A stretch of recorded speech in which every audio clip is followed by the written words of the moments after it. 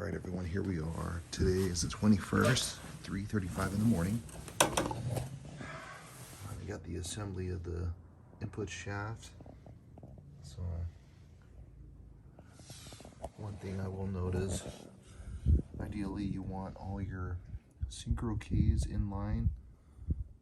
The last one right there on the bottom is off just by one tooth. No deal breaker. Ideally though, for those who are,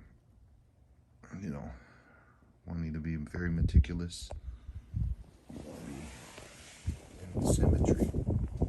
So here's that key, and then the bottom, I don't know if you can tell, it's just off by one tooth.